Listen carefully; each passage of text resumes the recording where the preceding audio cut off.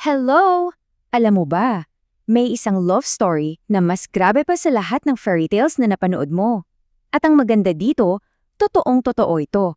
Ito'y kwento kung paano inayos ang pinakaimportanting friendship sa buong mundo. Tara, alamin natin. Naranasan mo na ba yung makaaway mo yung friend mo? Ang lungkot ng feeling, 'di ba? Pero ang sarap sa pakiramdam kapag nagkabati na kayo ulit, no?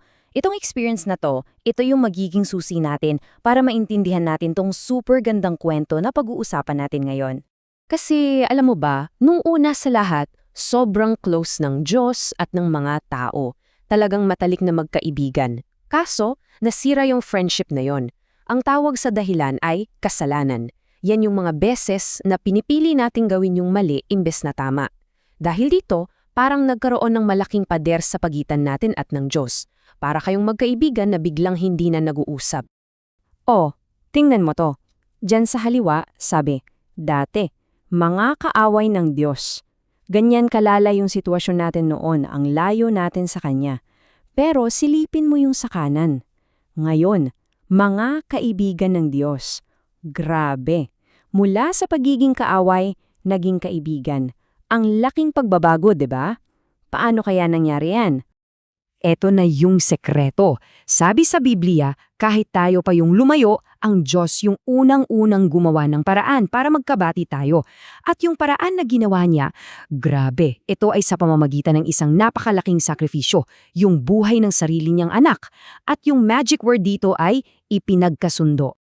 Ano bang ibig sabihin ng ipinagkasundo? Simple lang, yan yung kapag yung dalawang magkaaway, nagbati na at naging mag-friends ulit. Wala na yung galit, wala na yung tampo, ang meron na lang ulit masayang samahan. Yan mismo yung ginawa ng Diyos para sa ating lahat. Okay, so paano nga ba nangyari itong pagkakasundo na to? Well, nangyari to dahil sa pinakadakilang regalo na naibigay kailanman. Ito yung solusyon ng Diyos para sa nasirang pagkakaibigan natin sa Kanya. Isipin mo to ha, ang Diyos yung unang gumawa ng hakbang. Hindi niya hinintay na tayo yung lumapit at manuyo. Siya na mismo. Ganon kalaki yung pagmamahal niya para sa'yo at para sa akin. Naghanda siya ng isang napaka-special na regalo. At itong regalo na to, hindi siya ordinaryo. Sinasabi nga na isa itong mamahaling handog. Hindi dahil sa pera, kundi dahil ito yung pinakaimportante at pinakamamahal sa lahat para sa Diyos. Ibinigay niya yung kaisa-isang yaman ng puso niya. At ano ang regalong yun? Walang iba kundi ang nag-iisa niyang anak, si Jesus. Si Jesus yung naging tulay para sa atin pabalik sa Diyos. Dahil sa ginawa niya, yung malaking pader na naghihiwalay sa atin dati, biglang nawala. Naayos na ulit ang friendship natin. Pero teka lang, hindi pa dyan natatapos ang kwento. Alam mo ba kung anong pinaka-best part? Ikaw, ako, tayong lahat, iniimbitahan tayong sumali. Gusto mo bang maging parte ng isang super special na koponan ng pag-ibig? Oo, tama yung narinig mo.